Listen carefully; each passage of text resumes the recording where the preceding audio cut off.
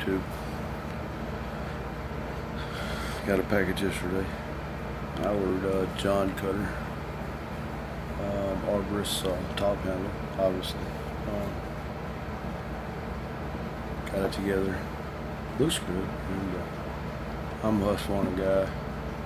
I own an Echo 2, and we run everything at my shop, but for $110, top handled arborist saw.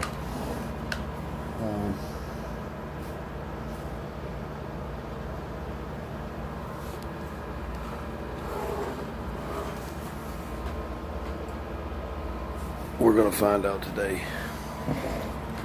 I just needed something to cut small stuff as I limb out trees when they hit the ground. So, yeah, we'll see how it goes today. If it works, we're gonna get some more for the guys at the shop because they tear so much shit up for $110, man. We'll probably talk them into getting everybody one for whatever. It's if it's it doesn't even have to be, completely indestructible like I'd like it to be.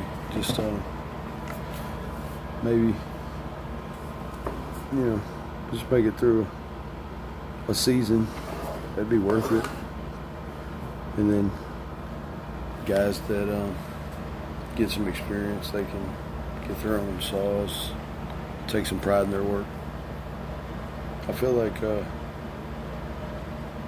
you're going to be in this business, you need to take pride in your work and buy equipment that fits you and your style of work.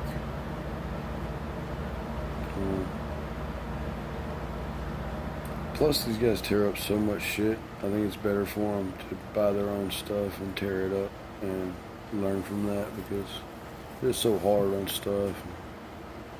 They do zero inspection or maintenance. They just crank it and go. So, yeah. But we'll see how it goes, man.